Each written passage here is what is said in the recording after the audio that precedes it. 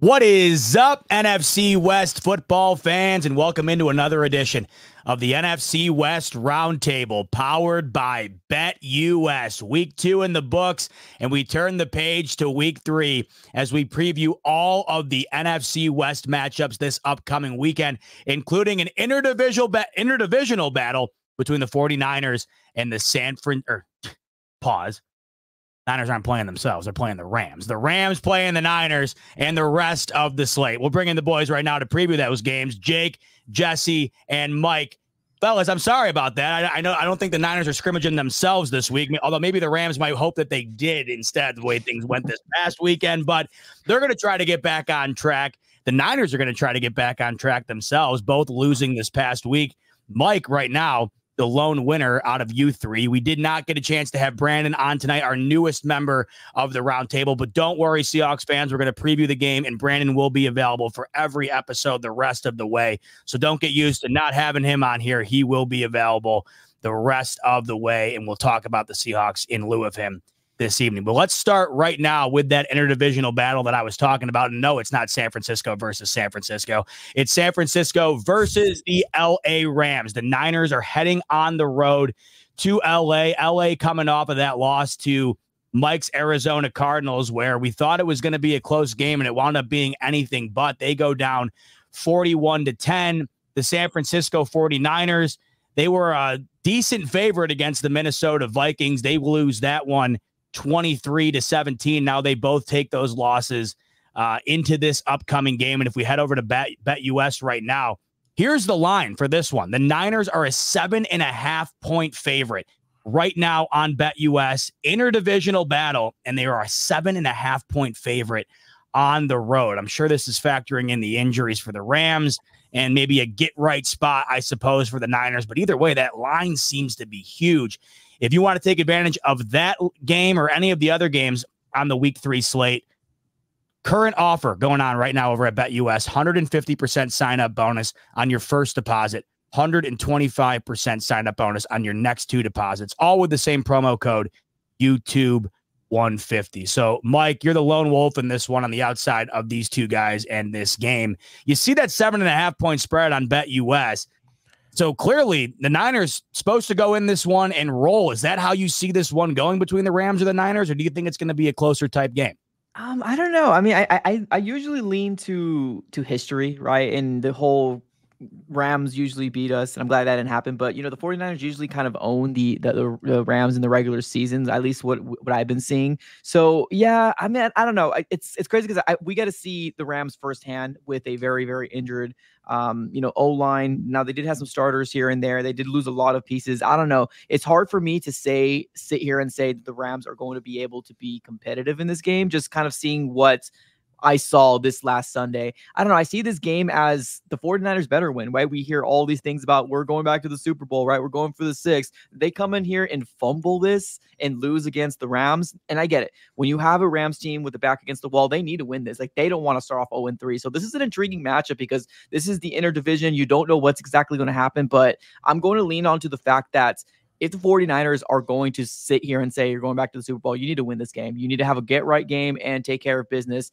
I'm going to say the 49ers win this game just solely because I think the Rams are just so banged up. Like, I saw it firsthand. Like, it was really, really obvious that defensively, they couldn't stop Kyler. Offensively, they tried their darnest, but you add a little pressure over to Matthew Stafford. He blinked and people were back there on him. So I feel like their pass rush and the 49ers are just better than the Cardinals. So I just think it's going to be a long game for the Rams. So I do have the 49ers winning this game.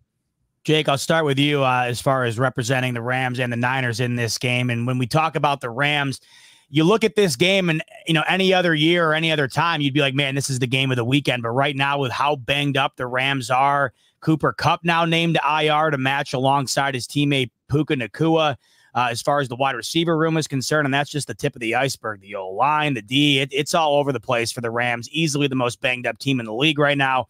And that didn't help matters this past week against the Cardinals. They now take that banged up team into the Niners game. So how do you view this one with all things considered as the Rams get set to take on San Francisco?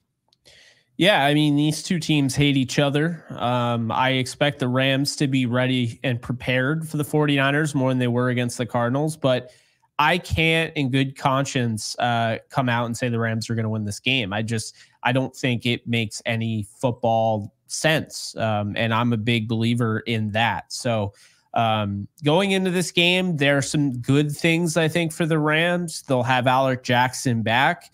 The two guys on the right side, the most important, Havenstein and, Dotson will be there. Bo Limmer will be playing center, which, he's third straight week pretty much. And then you have Logan Bruss making his debut at left guard. I'm intrigued, and you still have Matthew Stafford and you got Kyron Williams, and we saw Blake Corum last week finally used, albeit in garbage time. And they have some guys that have made plays, some big time plays at the wide receiver spot. I mean, Tutu Atwell was great against the Niners last year in injury relief. And, you look at Demarcus Robinson, towards the end of last year, the way he was playing. I think it really comes down to the defense. And based on last week, Brock Purdy is similar to Kyler Murray in that he can, make plays with his legs and can move around and find, the open man. And I understand they're not going to have Debo, and I understand they're not going to have CMC, but I'm one of the biggest, Jordan Mason fans out there. For starters, I mean, I've talked about him for a while. But the other thing is, I think with Brock Purdy having a similar play style to Kyler Murray, and that being such a, deciding factor, because say what you will, the surprising thing about the Rams 41-10 loss is that the Rams generated a lot of pressure on Kyler. It was Kyler's ability to escape that. Jared Verse had like 5 pressures in that game. The reality is, though, Kyler Murray was able to, slip out of harm's way. They had him multiple times and they could not finish. Now, Brock Purdy isn't the same exact athleticism, as Kyler Murray, but they're similar style. And I just don't think this is a great matchup with the Rams coming off what they are coming off with, and all the injuries, not knowing what they're doing at corner. Trey White has been a liability. Marvin Harrison Jr. can attest to that, and so can Jameson Williams. So the question is, on the defensive side of the ball, are we going to see Akella Witherspoon, who they signed, last week to the practice squad? I mean, I know that they wanted to wait until week 4 against Chicago because he's in football shape, but they're trying to get him into game shape. The question is he going to be back, and is he going to play in this game? Because I think they kind of need him. Regardless, looking at the BetUS, line there, I got to take the 49ers. I think this is a 31-21 ball game. I think that the Rams will show signs that this season isn't over and they can build off this, but I don't care how good Matthew Stafford is. I don't care how good Kyron Williams is. I mean, they're asking a lot out of this Rams team, a lot of injuries, a lot of guys on IR, and I just don't think it's realistic to just assume the Rams are going to win this game. I'm not saying they can't, but I'm not going to be the one picking it, and I'm not going to assume it either. Jesse, coming off of a loss, you would imagine the way things are stacking up right now with the Rams roster, this should be a spot where the Niners are able to get things right. How do you anticipate this game going down in LA, where the Niners are well over a touchdown favorite against Sean McVay and the Rams? Yeah, I pretty much agree with everything Jake said. I think the good news is for them, this will be the healthiest their O-line has been, I guess, other than week 1. But even then, I mean, their left tackle wasn't playing, and he is now after his suspension. So they should be able to keep Matthew Stafford more upright. The problem is, who are his weapons? Where is he going to throw the ball? Kyron Williams will have to have a big day if they have any chance. I think also that Akella Witherspoon will have to play in this game if they want a chance at winning, because right now that secondary has not been getting it done whatsoever. And there's some injuries there as well. So I also want to say the Rams are desperate. They're 0-2. And they've got players on this roster that are prideful. And what happened last week was an absolute embarrassment to that team. There's no way that Matthew Stafford and Sean McVay are going to be willing to just lay down and let that happen again. I think that they're going to give everything they got. Now, talent does eventually win in this league, and I just think there's too many injuries for the Rams to overcome. but I do think they're going to give a much better showing than what we got last week. And so, hey, it didn't work last week for me. Let me double down on a score prediction. 27-17 Niners. I could see the game being close about midway through the third quarter, and then eventually the 49ers talent just does win out. Yes, the 49ers have injuries themselves. No Debo, no CMC, but they still have Kittle. They still have Mason. They still have Ayuk. They still have Juice. They still have an intact offensive line. Hufanga might be coming back as well. So the 49ers have more than enough to get it done, and I agree with exactly what was said by our Arizona Cardinals representative, who should be wearing his glasses because it's still a victory week for y'all. I don't know what's going on there, Mike, but he said the 49ers talk like it's Super Bowl or bust. Well, Super Bowl or bust teams don't lose games like this, and he's absolutely right. If the 49ers are a Super Bowl caliber team, this is a game that they have to win. No excuses. I know we said we wouldn't see Brandon until next week, but why wait till then when we can bring him in right now? Brandon, good to have you, brother. We're talking about the Rams and the Niners. Big one for both teams because, as Jesse just said, the Rams are 0-2. You got to think it's a real desperate spot. The only problem is they're super banged up, but the Niners are looking to get back on track as well after losing to Minnesota. So how do you see this one going down between the two? Yeah, unfortunately, I do think it is one where you got a Niners team that seems kind of reminiscent of a game, Jesse, a couple years ago in Chicago, where you guys lost on the road to Justin Fields in a monsoon, and there was a bit of an energy to the team coming back playing us the next week, and we got to feel the brunt of it, where you have a team that's very motivated, and this is a championship caliber team in the Niners that they've proven that over the last few years. They're in their Super Bowl window, and they're that for a reason, because they can come off what might be a tough loss like that Vikings team, and they're not going to draw within themselves, but instead you're going to get the best version of themselves. I think Jesse's point about the Rams is also true. I think they're going to have a lot of that same energy because recent history has shown us teams that go 0-3 have a very long uphill battle to go and even try to make the playoffs. So you're going to get their best punch. Unfortunately, I think they are a bit shorthanded. Even the guys playing, are still probably fighting a lot of them through injury that are getting out there, and that's going to make it hard. If the Rams can find some consistency in the running game, and I didn't get enough credit to the Cardinals earlier in our stream on this, where they did a very good job on that strategy that Jake, you pointed to in the last stream of let's hammer this inside with these offensive linemen we brought in here. You've got the Niners go to a wide 9 system where and they do a great job at defending it, Jesse. So I ain't saying you guys aren't good at this, but they have that wide 9-4 defensive line where those guys spread out a little bit more than your atypical 3-4 defense or whatnot. And so those A and those B gap runs, downhill, quick power runs to hit those natural gaps that can exist. Maybe there's some holes in there to be found from the Rams' perspective. And if they're going to win this game, dirty it up, run the ball, don't put it on the attempts. The skill position players are light, but really try to minimize, to me, the attempts of Stafford and the amount of times he's got to drop back. And then defensively, I would kind of almost throw the house at this from an expectation standpoint, from the Rams standpoint, because I don't think you can just line it up and set it up and we'll just do okay with it. There's too many playmakers from the 49ers to make it happen. So if the Rams were at full strength, Jake, I think you guys would be right there in this game. It could be right back to back and forth. It's just that it does, to me, it's a bridge too far. Every roster comes to a place where it's one too many injuries on a roster. And I think that they're just at this current point, not that they'll be there for the whole year, but just right now, the Rams are kind of in that darkness. Brandon, let's transition. Oh, sorry, go ahead. Jake, go ahead. 30-13 would be my score. 30-13. All right. So we got you covering the spread, or the Niners covering the spread, rather. We're going to transition to your Seahawks, Brandon. Speaking of spreads, they're a 4.5-point spread against the Miami Dolphins this upcoming weekend on BetUS right now. And that might have a lot to do with the fact that there will be no Tua Tagovailoa, who will be placed on IR. He will be out the next 4 weeks after suffering that concussion against the Bills.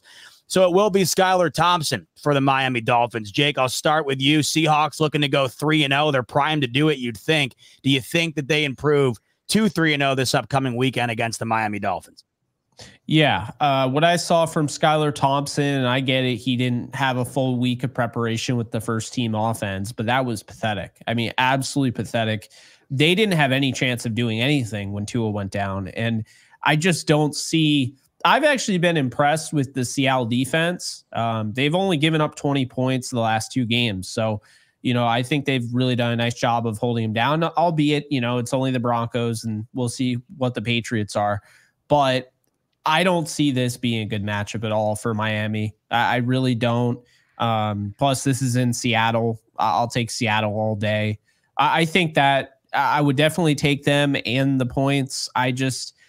I don't see how Miami is going to score. And I think that's really my concern. I mean, yeah, okay, you know, we could talk about how great Achane is, or, you know, we can use Tyreek Hill to do this and that, but you got to get the ball to these guys. And I just don't think Skylar Thompson is a backup quarterback in this league. I think he's a third string quarterback. So if they had maybe a Ryan Tannehill, were able to manage the game a little bit better, this game might actually be somewhat fun to watch, but I think this could be a blowout. Jesse, you have similar thoughts with the Seahawks playing against the Skylar Thompson-led Miami team, where I agree with Jake. I just don't know where the points are going to come from. Do you see a similar outcome happening? Yeah, absolutely. I mean, this game's prime for Mike McDonald to just show everything he's got and put Skylar Thompson in a spin cycle. I mean, Skylar Thompson was drafted in the 7th round the same year as Brock Purdy. In fact, drafted in front of Brock Purdy. But he actually plays like a 7th round quarterback, which means he's not made for the league. So I do not see a way that they win this game. Now, the one thing is that they are working off of a long week. They did play a Thursday night game, so maybe, you know, that extra preparation is enough to at least make him look decent for a half. I think that they can scheme up some things and make him look passable, but I think eventually that defense will figure it out. They will eat, and that will be the difference. And so, yeah, I'll go with Seattle to I don't know that they'll score a ton of points themselves either. Their offense has been a little bit shaky, and you know, Miami's defense is going to have to show up. So maybe we'll go 24-15 Seahawks. Ooh, Gross. it could be a scoregami. I'll have to double check, but that would be a unique one. Mike, what are your thoughts on this one between the Seahawks and the Dolphins? Yeah, I'm known as like I said before, the Geno hater. I know everybody's gonna know that, but honestly, at this very moment, there's just no way you guys are gonna lose this game.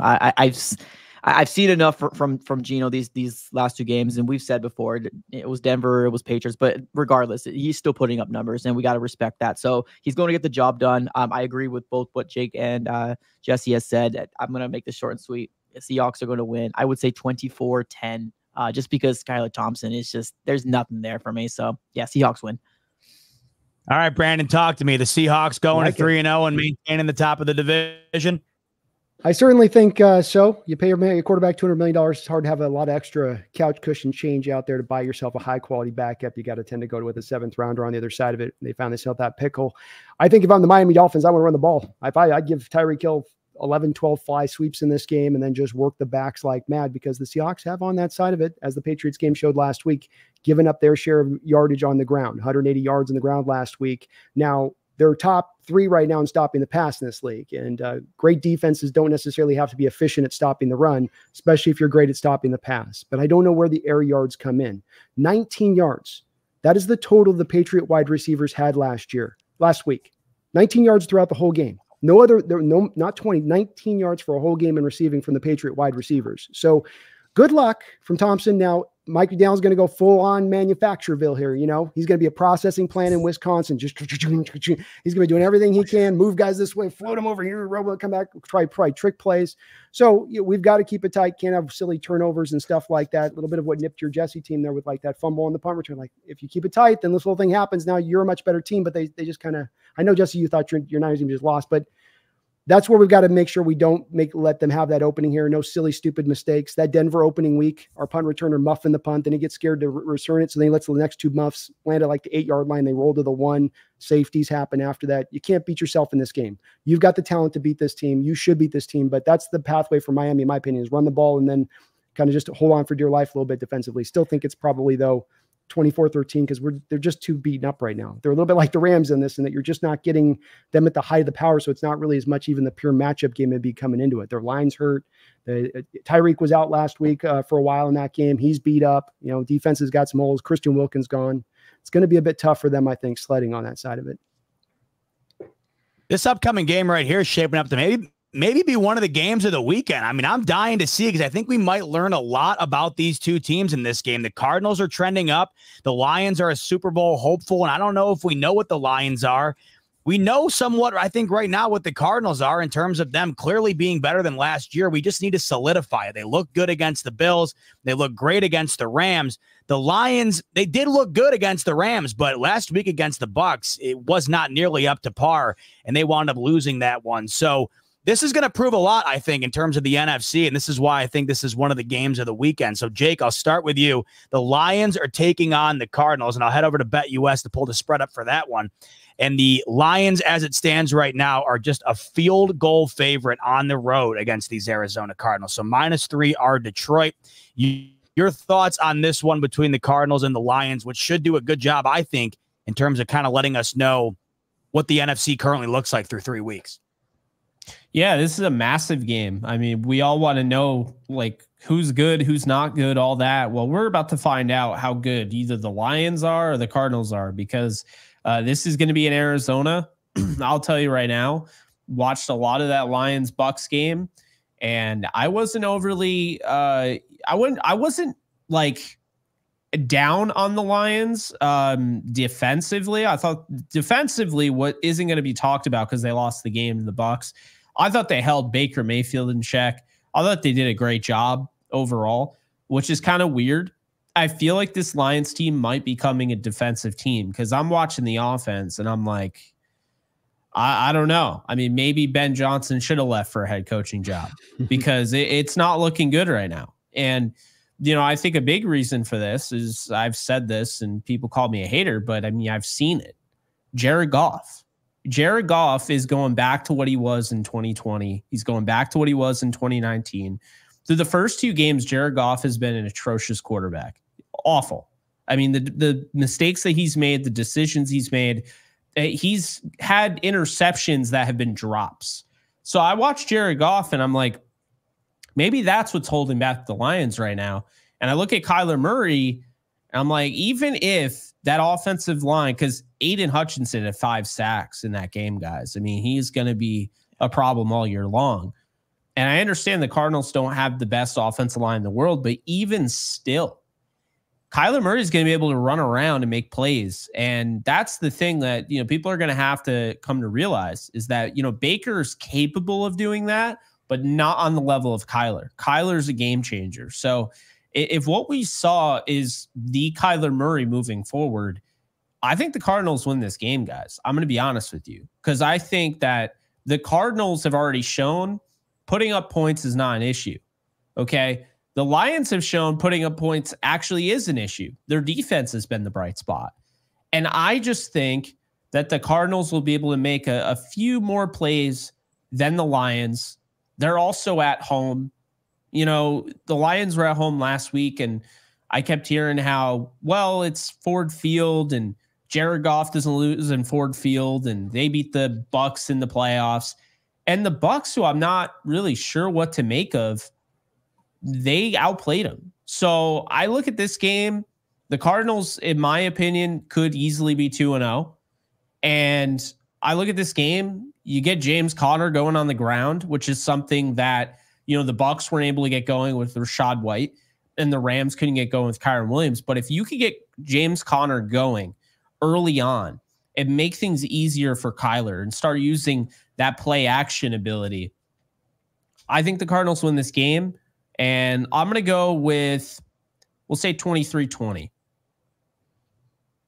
23-20, calling the upset in the Cardinals' favor. Would be interesting. Man, it would be interesting if Arizona gets the W here. Jesse, do you think what Jake's thinking? Do you think another W for Arizona on a hot start here, or do you think Detroit can get back on pace?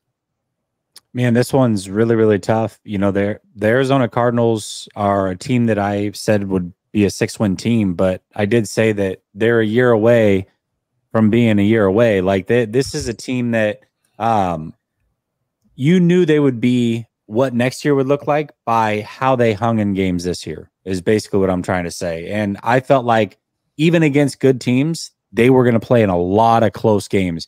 This offense is complete. Very, very complete. The defense is still building.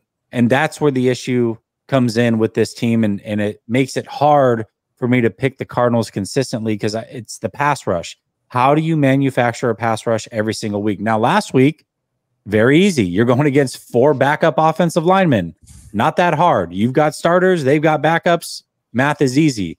But now you're going against a Lions team that might have the best offensive line in all of football. This is a very, very good offensive line. Now, Jared Goff isn't great. I agree. But Jared Goff is much worse when he's pressured. I don't know how you're going to pressure him. And he's much worse when he plays outside. This is an indoor game. So because of those reasons, I don't know that the recipe for beating the Lions is there, because Jared Goff will probably be just fine under those circumstances. But they're going to have to put up points. The Cardinals are not for play on offense. Kyler Murray's very good. He's elusive. I don't care if you pressure him. He could make you look silly. And they can run the ball. So they're going to put up their points as well. The Lions cannot fall asleep at the wheel if they're going to win this game. But again, we talked about this. The Lions are now the hunted. They're not hunting other teams. Everybody knows exactly what the expectations are. They know what the expectations are. Can they live up to them? Much like we said earlier, if the 49ers are a Super Bowl team or have Super Bowl aspirations, they cannot lose to the Rams.